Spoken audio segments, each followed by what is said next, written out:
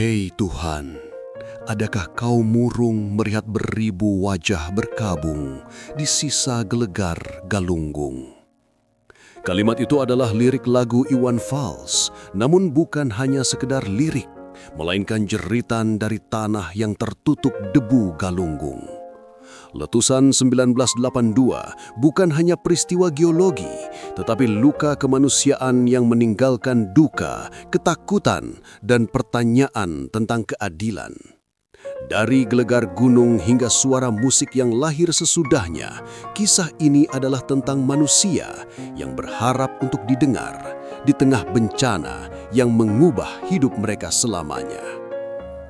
Teman-teman, jika sebelumnya kita sudah membahas letusan paling dahsyat Gunung Galunggung 1822 yang menewaskan ribuan manusia, maka saat ini kita akan membahas letusan 1982 yang mengubah wajah Tasikmalaya, mengguncangkan langit Jawa Barat, bahkan membuat pesawat jet modern pun nyaris tak berdaya di hadapan abu gunung api.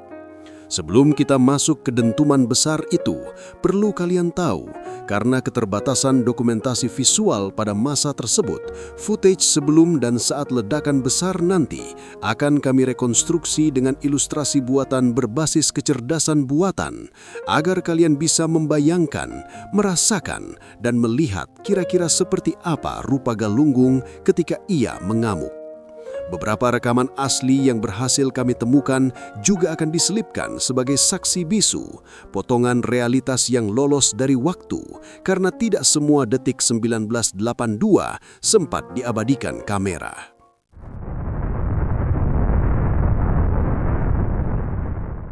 Dalam Atlas Bencana, setiap peristiwa dihidupkan kembali melalui video yang memadukan ilustrasi berbasis kecerdasan buatan dengan rekaman asli pada saat bencana terjadi, jika tersedia.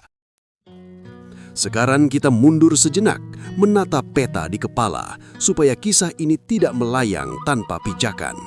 Kita berdiri di tanah bernama Tasikmalaya, sebuah kota dan kabupaten di Priangan Timur, Jawa Barat, yang sejak berabad-abad lalu dikenal sebagai wilayah subur, berhawa sejuk, dikelilingi pegunungan, dan dilintasi sungai-sungai yang berhulu dari perut gunung.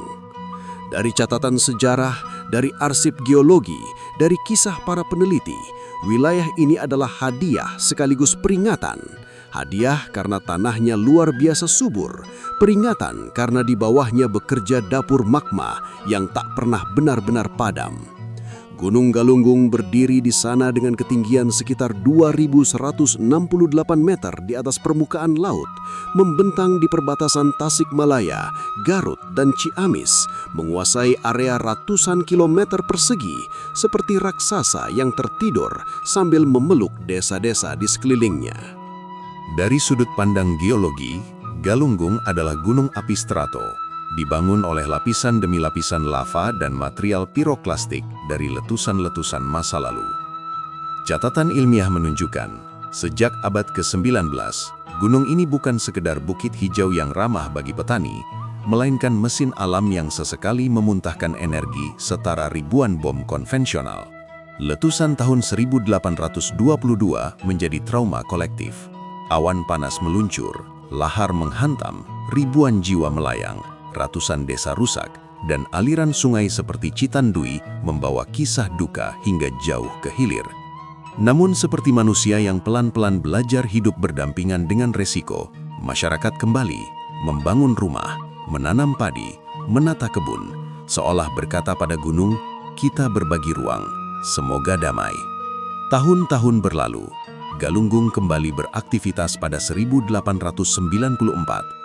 Antara tanggal 7 hingga 9 Oktober, Gunung Galunggung kembali meletus. Letusan ini menghasilkan awan panas, fenomena mematikan berupa campuran gas bersuhu tinggi dan material vulkanik yang meluncur cepat mengikuti lereng. Beberapa minggu kemudian, pada tanggal 27 dan 30 Oktober, hujan lebat mengguyur material yang sudah terendap di kawah dan lereng, memicu aliran lahar yang mengikuti alur sungai yang sama dengan jalur awan panas sebelumnya. Lahar ini mengalir seperti banjir lumpur raksasa, membawa pasir, batu, dan batang-batang pohon, menghantam wilayah hilir tanpa ampun.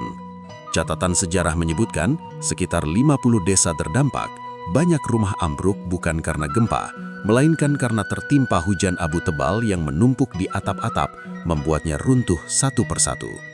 Bayangkan teman-teman, pagi yang biasanya dibuka dengan kabut tipis dan aroma sawah, berubah menjadi gelap oleh abu, sunyi oleh ketakutan, dan berat oleh beban material vulkanik yang turun dari langit. 24 tahun kemudian, Galunggung kembali berdeham untuk mengingatkan.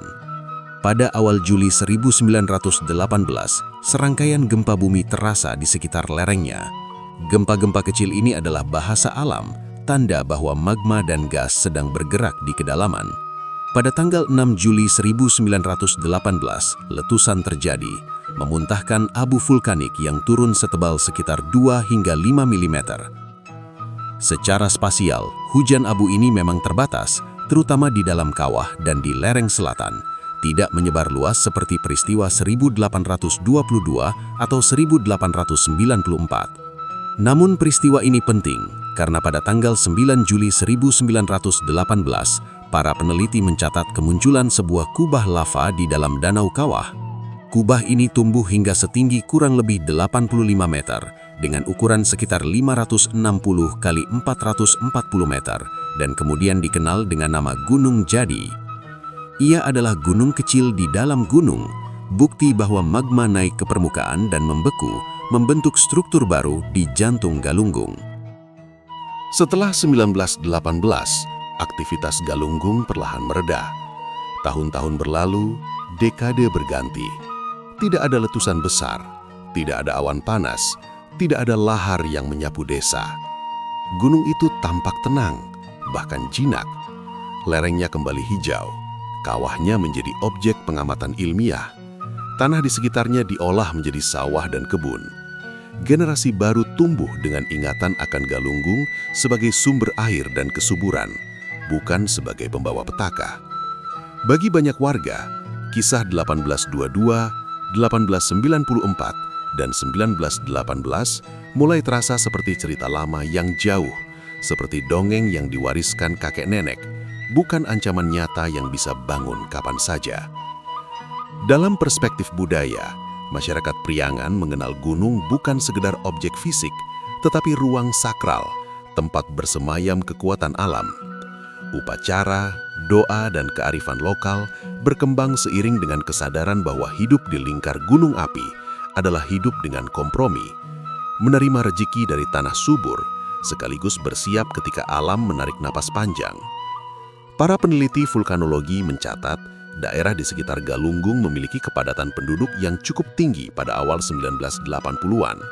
Sawah-sawah menghampar, desa-desa rapat, jalur sungai menjadi nadi irigasi sekaligus jalur bahaya bila lahar turun. Secara ilmiah, ini kombinasi yang indah dan rawan. Gunung aktif, populasi padat, dan ingatan kolektif yang mulai memudar karena terlalu lama hidup dalam ketenangan. Disinilah kita belajar bahwa sejarah bukan hanya deretan tanggal, melainkan rangkaian isyarat yang kadang baru kita pahami setelah segalanya terjadi. Jadi teman-teman, sebuah wilayah yang tenang, subur, penuh kehidupan, berdampingan dengan gunung yang dalam catatan ilmiah pernah memusnahkan ribuan nyawa, namun selama puluhan tahun seolah tertidur. Anak-anak bermain di sawah, kerbau membajak tanah, pasar Tasikmalaya riuh, pesawat jet melintas di langit tanpa curiga. Dan di bawah semua itu, magma perlahan bergerak, tekanan meningkat, gas terperangkap, menunggu satu momen kecil untuk melepaskan energi yang dikumpulkannya selama puluhan bahkan ratusan tahun. Setelah kita mengenal Tasikmalaya dan Gunung Galunggung dari masa ke masa, sekarang kita masuk ke satu pertanyaan besar. Kenapa setelah puluhan tahun terlihat tenang, Galunggung tiba-tiba bangun dan meletus pada tahun 1982? Untuk memahaminya, kita harus mengintip dapur raksasa di bawah kaki kita, ke tempat magma, gas, dan tekanan saling bertarung mencari jalan keluar. Bayangkan dulu sebuah panci presto di dapur. Di dalamnya ada air yang dipanaskan. Selama uap bisa keluar lewat katup, panci akan tenang, hanya mendesis pelan. Tapi kalau katupnya tersumbat, uap terus terbentuk, tekanannya naik, dan suatu saat, boom, tutupnya bisa terangkat atau bahkan terlempar. Gunung api bekerja dengan prinsip yang mirip. Di kedalaman bumi, batuan meleleh menjadi magma, bercampur gas-gas seperti uap air, karbon dioksida, dan sulfur. Selama ada jalan napas ke permukaan, tekanan bisa dilepas sedikit demi sedikit. Tapi ketika saluran itu tersumbat oleh lava beku atau runtuhan batuan, tekanan mulai menumpuk. Pada Gunung Galunggung, setelah kemunculan kubah lava pada tahun 1918 yang kita kenal sebagai Gunung Jadi, saluran magma di kawahnya perlahan tertutup oleh material yang mendingin dan mengeras. Bayangkan seperti selang air yang ujungnya disumbat lumpur kering. Air masih mengalir dari dalam, tapi tertahan. Selama puluhan tahun berikutnya, magma baru dari kedalaman terus naik, gas terus terbentuk, namun tertahan oleh sumbat alami ini. Dari luar, gunung tampak diam. Dari dalam, tekanan pelan-pelan meningkat. Tekanan di Gunung Galunggung tidak langsung meledak. Ia lebih dulu berbicara lewat gempa-gempa kecil. Tanda batuan di dalam gunung mulai retak karena dorongan magma dari bawah. Seperti tembok rumah yang muncul retak rambut, belum runtuh, tapi ada gaya besar yang bekerja. Menjelang 1982, getaran ini semakin sering, menandakan magma sedang mencari jalan ke permukaan. Di dalam magma, gas terperangkap seperti gelembung dalam minuman bersoda. Semakin naik, tekanan luar berkurang, gas mengembang, volumenya membesar dan mendorong magma dengan kekuatan luar biasa. Tekanan pun terus menumpuk. Faktor pemicu lain adalah air. Di sekitar kawah terdapat air tanah dan danau kawah. Saat magma panas bersentuhan dengan air itu seketika berubah menjadi uap dengan volume ratusan kali lipat, memicu ledakan freatik, ledakan akibat pertemuan panas dan air. Letusan Galunggung 1982 bukan peristiwa mendadak, melainkan akumulasi panjang. Saluran tersumbat sejak 1918, magma baru yang terus naik, gas yang mengembang tanpa henti, dan air yang siap berubah menjadi uap super panas. Semuanya bekerja seperti panci presto aksasa di bawah Tasikmalaya. Saat tekanan melampaui kekuatan batuan penutup, retakan kecil berubah menjadi jalur terbuka. Getaran makin sering, bumi berdebar, dan sistem gunung mencapai batasnya. Galunggung pun bersiap membuka katupnya dengan cara paling keras. Sebuah letusan besar yang akan kita ikuti kronologinya ketika malam tenang awal April 1982 berubah menjadi dentuman yang mengguncang langit Jawa Barat. Di malam tanggal 4 April 1982, langit di atas Tasikmalaya sebenarnya terlihat biasa saja.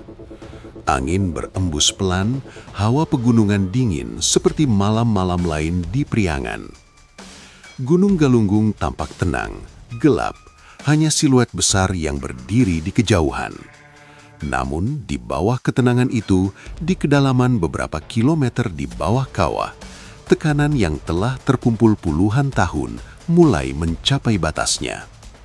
Seperti panci presto yang sudah tak sanggup lagi menahan uap, batuan penutup di dalam tubuh gunung mulai retak.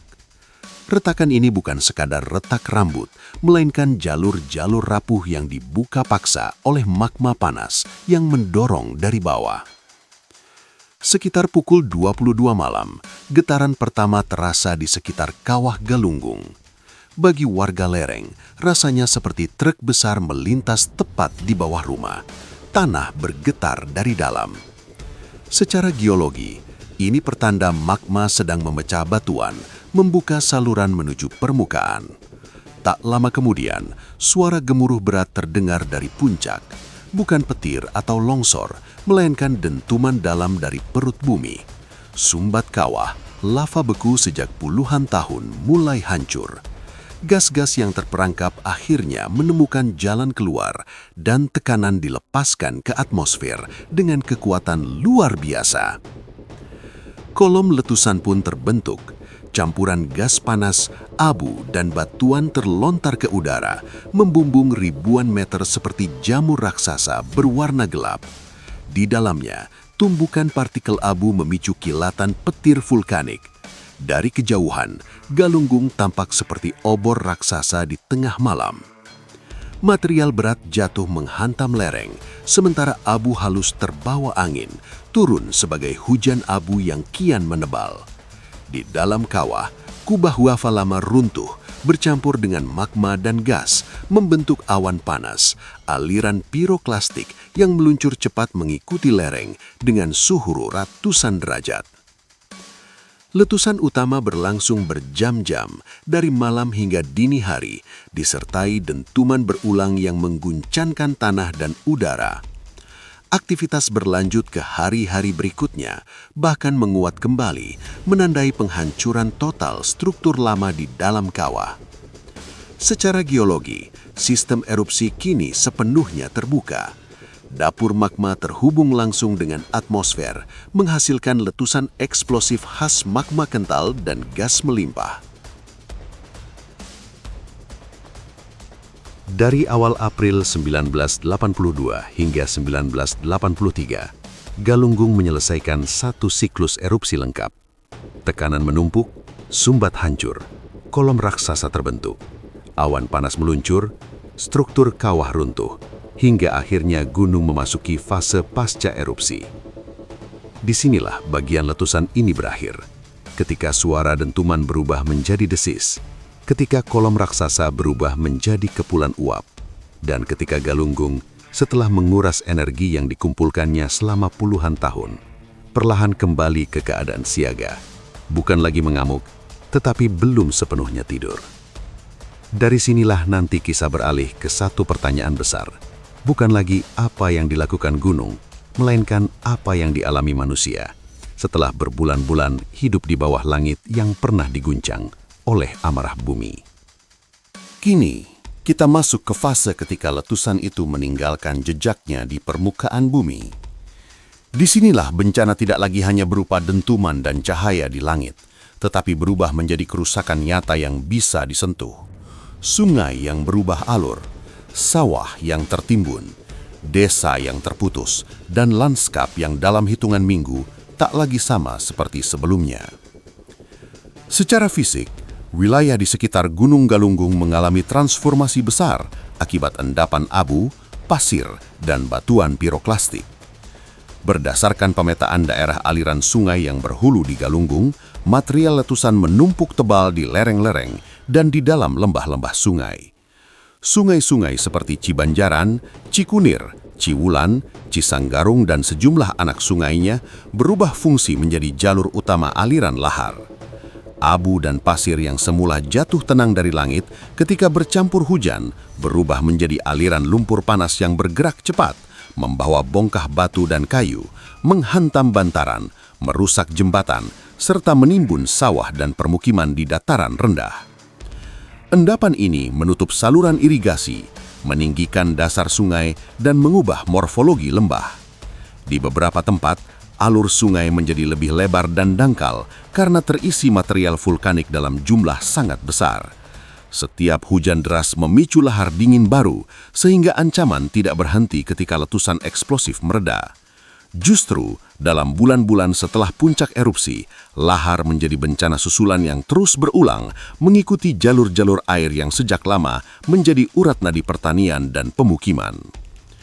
Di atas permukaan tanah, hujan abu menutupi atap rumah, jalan, kebun, dan sawah. Daun tanaman tertutup lapisan halus yang menghambat fotosintesis, membuat padi menguning sebelum waktunya, sayuran layu, dan tanaman keras meranggas. Di banyak lokasi, ketebalan abu mencapai puluhan sentimeter, cukup untuk merobohkan atap, menutup sumur, dan menghilangkan batas antara pematang sawah dan alur sungai. Lanskap Priangan Timur yang sebelumnya hijau perlahan berubah menjadi bentang kelabu, seolah diselimuti selimut tipis yang tampak tenang, tetapi menyimpan potensi bahaya setiap kali hujan turun. Inilah panggung awal dari krisis yang lebih besar, karena ketika tanah berubah, sungai berubah, dan ladang tak lagi bisa digarap, maka yang ikut terguncang bukan hanya ekosistem, tetapi juga kehidupan manusia yang bergantung padanya.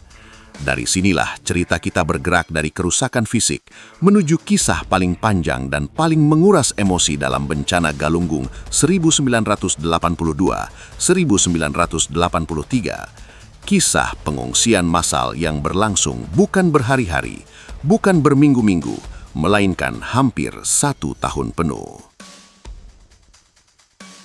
Di tengah kerusakan fisik itu, korban manusia mulai berjatuhan. Data resmi yang dihimpun dalam Laporan Penanganan Bencana dan Arsip Pemerintah atau mengalami gangguan pernafasan akut akibat menghirup abu vulkanik dalam konsentrasi tinggi.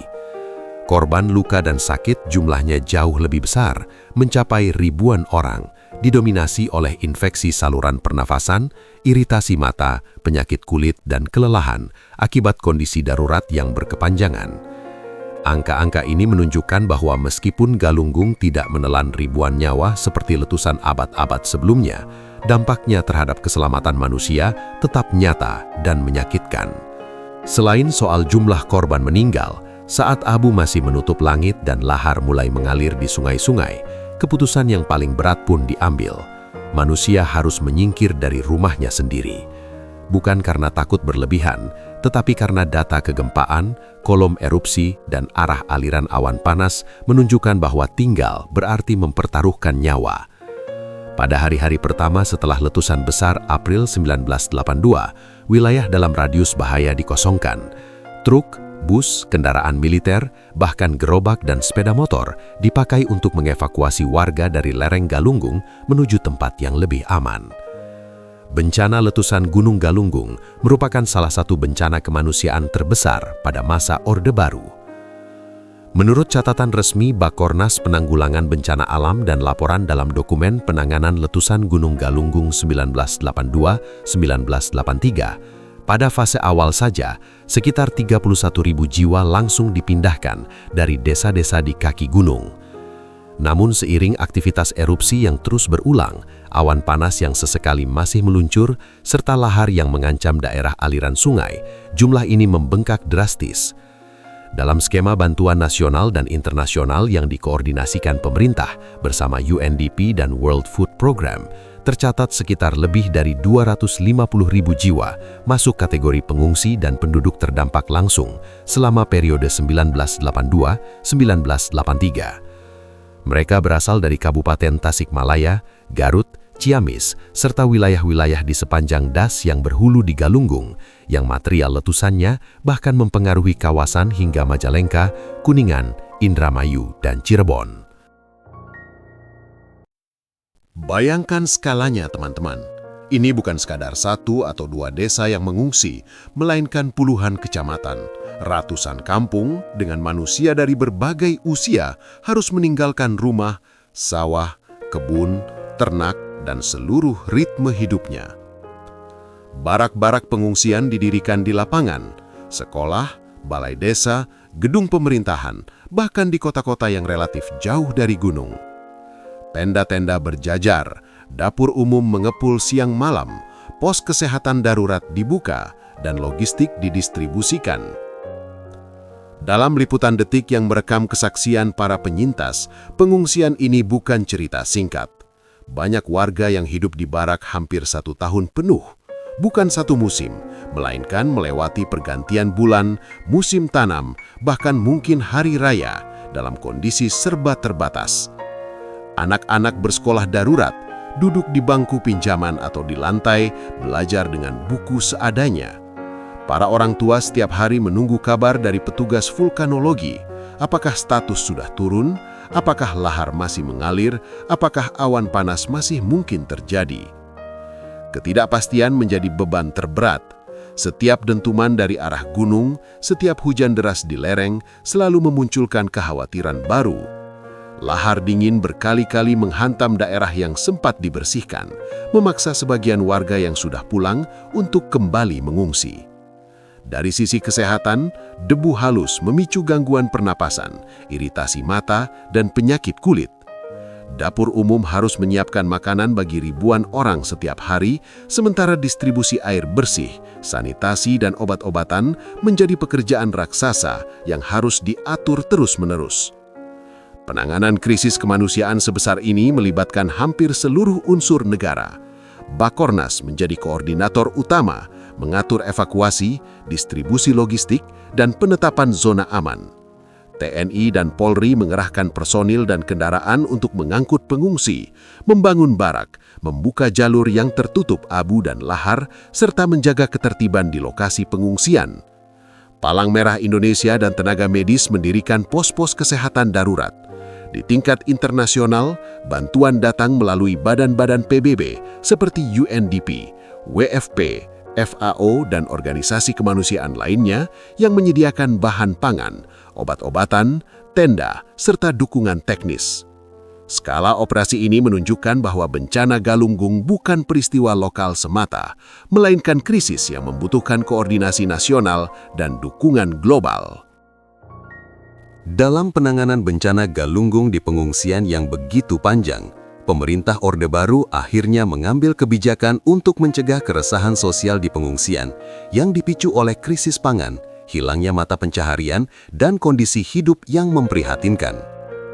Salah satu langkah utama adalah program transmigrasi dan relokasi penduduk yang memiliki dasar hukum dalam Undang-Undang Transmigrasi Nomor 3 Tahun 1972, termasuk untuk penanganan bencana alam.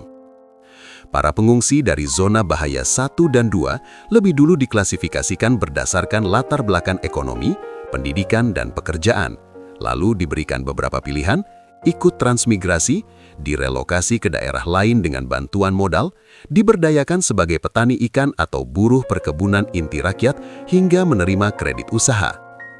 Kerusakan permukiman, lahan pertanian, perkebunan, tambak ikan, serta rusaknya sumber air bersih membuat pemindahan penduduk dianggap tak terhindarkan. Tekanan psikologis di pengungsian, terganggunya pendidikan anak-anak, serta rusaknya tatanan sosial desa turut memperkuat keputusan ini. Pengungsi dari kelompok ekonomi mampu dan menengah diberi pilihan dan akses kredit, sementara kelompok tidak mampu diwajibkan ikut transmigrasi. Dari Tasikmalaya dan Garut, puluhan ribu jiwa akhirnya dipindahkan. Meski pada awalnya banyak yang enggan meninggalkan tanah asalnya, berbagai penyuluhan dari Departemen Sosial dan lembaga pendukung dilakukan untuk mendorong mereka memulai hidup baru di luar bayang-bayang Galunggung. Harian Kompas pernah menuliskan kisah penyuluhan transmigrasi berdasarkan cerita seorang pengungsi Galunggung bernama Eming.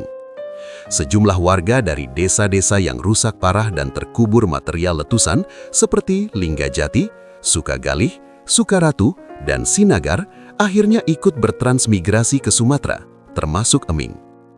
Di pengungsian, ia mendengar ajakan untuk memulai hidup baru, bahkan menikah dengan pemuda yang dikenalnya di sana. Sebelum berangkat ke Sekayu, Jambi, Eming sempat kembali melihat kampung halamannya. Rumah keluarganya setengah terkubur pasir, rumah tetangga nyaris tak terlihat atapnya, sementara kampung-kampung terdekat seperti Pasir Ngempong hangus diterjang awan panas. Rasa nyeri, takut, dan kehilangan harapan justru menguatkan tekadnya untuk pergi. Meski awalnya sedih dan khawatir jauh dari saudara, transmigrasi menjadi jalan agar keluarga tetap bersama. Dalam sejarah kebencanaan Indonesia, pemindahan penduduk kerap dipilih sebagai solusi untuk menata ulang wilayah dan kehidupan pasca bencana. Namun, tidak selalu nilai-nilai sosial dan budaya ikut berpindah, sehingga sebagian transmigran hanya bertahan sementara sebelum akhirnya kembali ke tanah asal. Sementara itu, ancaman Galunggung tidak hanya dirasakan di darat. Pada 24 Juni 1982, di langit Jawa Barat, sebuah Boeing 747 milik British Airways penerbangan 009 dari Kuala Lumpur menuju Perth memasuki awan abu Galunggung di ketinggian jelajah. Abu vulkanik yang tak terlihat radar masuk ke dalam keempat mesin jet, meleleh di ruang bakar, lalu membeku, menyebabkan seluruh mesin mati satu persatu. Pesawat raksasa itu meluncur tanpa tenaga, turun ribuan meter dengan lebih dari 200 penumpang dan awak di dalamnya. Selama 2 malam, pesawat yang sedang dalam perjalanan Kuala Lumpur Perth dari London itu harus menginap di Halim. Beruntung, pesawat yang dikendalikan oleh Kapten Moody berhasil menghidupkan 2 di antara mesin jet itu dan mendarat darurat di Halim. Namun, tidak hanya satu kali abu vulkanik Gunung Galunggung mengganggu kelancaran penerbangan. pada Selasa 13 Juli 1982, pesawat jumbo Boeing 747 Singapore Airlines dengan nomor penerbangan 21A yang terbang dari Singapura menuju Sydney dan Melbourne juga terpaksa mendarat di Halim Perdana Kusuma karena gangguan abu vulkanik Galunggung. Saat itu, 2 mesin pesawat Singapore Airlines terpaksa dimatikan di ketinggian 33.000 kaki atau sekitar 11 km. Peristiwa-peristiwa ini kemudian menjadi rujukan dunia penerbangan internasional tentang bahaya abu vulkanik dan mengubah prosedur keselamatan penerbangan global. Di darat, bulan demi bulan berlalu, aktivitas Galunggung mulai menurun memasuki akhir 1982 meski masih fluktuatif. Semburan abu besar makin jarang, awan panas tidak lagi meluncur, dan intensitas lahar berangsur berkurang. Awal 1983 menjadi fase ketika status perlahan diturunkan dan sebagian pengungsi diizinkan kembali secara bertahap. Mereka pulang ke kampung yang tidak lagi sama, atap runtuh karena beban abu, sawah tertimbun pasir, sungai melebar dan dangkal, saluran irigasi rusak. Namun di balik kehancuran itu, tersimpan juga awal pemulihan. Abu yang semula menjadi bencana, dalam jangka panjang justru memperkaya unsur hara tanah. Tragedi Galunggung 1982 tidak hanya tercatat dalam laporan geologi dan kebijakan negara, tetapi juga menggema dalam kebudayaan populer. Bahkan Iwan Fals, penyanyi yang dikenal peka terhadap jeritan rakyat, mengabadikan peristiwa ini dalam lagunya Tolong Dengar Tuhan yang dirilis pada 1984. Lagu ini bukan sekadar doa, melainkan ratapan kolektif atas penderitaan orang-orang desa yang hidupnya terkubur debu dan ketidakpastian. Lewat lirik "Jerit umatmu di sela tebalnya debu" dan "Melihat beribu wajah berkabung di sisa gelegar Galunggung", Iwan Fals menempatkan korban bencana bukan sebagai angka statistik, tetapi sebagai manusia yang kehilangan rumah, harapan, dan masa depan. Namun lagu ini juga menyimpan kritik sosial yang tajam. Kalimat "Tolong Galunggung, pindahkan ke kota", di mana tempat segala macam dosa, bukanlah permohonan literal, melainkan sindiran pahit terhadap ketimpangan. Seolah-olah penderitaan selalu jatuh di desa, sementara kota, pusat kekuasaan dan kebijakan, tetap aman dari akibatnya. Kritik ini menyingkap kenyataan bahwa bencana alam seringkali memperbesar luka sosial yang sudah ada sebelumnya. Dengan demikian, Tolong Dengar Tuhan menjadi penanda zaman, suara protes, doa, dan peringatan bahwa di balik dentuman letusan dan abu yang menutupi langit, ada manusia yang menuntut untuk didengar. Galunggung 1982 mengajarkan bahwa bencana bukan datang tanpa tanda.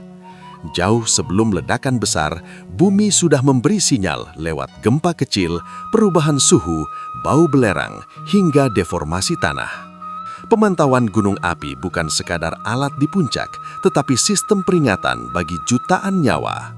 Seismograf, pengukur gas, kamera termal, satelit, semua itu adalah telinga manusia untuk mendengar bisikan bumi sebelum ia berteriak.